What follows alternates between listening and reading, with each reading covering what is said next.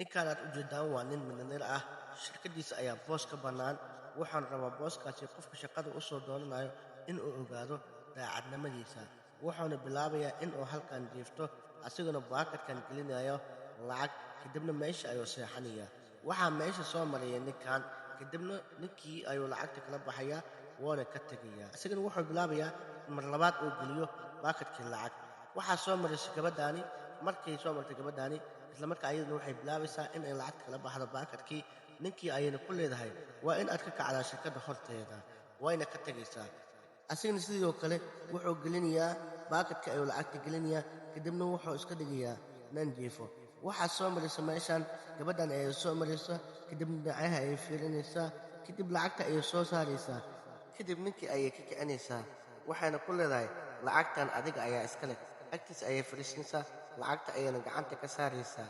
waxay ku leedahay sidaan dareensanahay xanuun ayaa ku hay, waa inaad isoo daawayso. lacag ayay u soo saaraysaa, waxayna ku leedahay xoogaha ayaan hayaa, waa inaad isku soo daawaysaa, aad u dhaqataa dhakhtarka, wayna ka tegaysaa.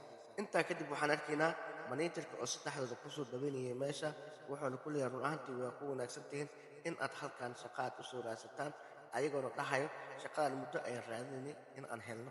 ugu dambayn wuxuu leeyahay shaqadii wax yar ayaa niiga dhiman, imtixaan ayaad maraysaan, imtixaankaas haddaad ku baastaan shaqadiina gacanta ayay iniigu jirtaa. waxay leeyihin waa midda aan sugnay inaan imtixaankaas aan marno. kadibna wuxuu leeyahay adiga run ahaantii waxaad ku wanaagsaneed qaybta nadaafadda in lagu doorto. kadib gabadhan iyo wiilkan ayaa ku qoslaya marka saastaa manajerka. kadibna wuxuu ku leeyahay waxbaa qoslina aamus ayuu ku leeyahay. wuxuu leeyahay waqti sii qaat waan inii soo laabanaya. waxaa isku soo horreeyay saddexdooda. wiilka ayaa ku dhahay run ayuu sheegay manajerka, run ahaantii waxaad ku wanaagsan tahay howlaha nadaafadda. kadib gabadha ayaa ku qoslaysa laanta. waxay leedahay aniga waa ku wanaagsanahay shaqada inaan ka shaqeeyo, adigana macnaha aniga magu qosli karta ayay leedahay. waxay leedahay run saad u sheegtay howlaha nadaafadda ayay ku wanaagsan.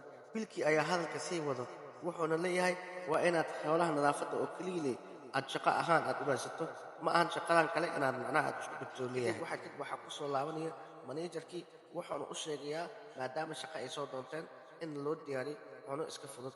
wuxuuna ku leeyahay cunadina sii cuna, waxaan kadib ayaa inagu soo laabanaya. waxayna soo aadayaan dhankii cuntada, waxayna bilaabayaan cuntada in ay dhadhamiyaan. waxayna leeyihiin waa cunno aad u mac oo halkan laga heli karo. waxayna ka helayaan cuntada meesha taalo. isla markii waxaa meesha imaanayo ninkii milyaneerka ah ee iska dhigayay ninka tuugsadaa.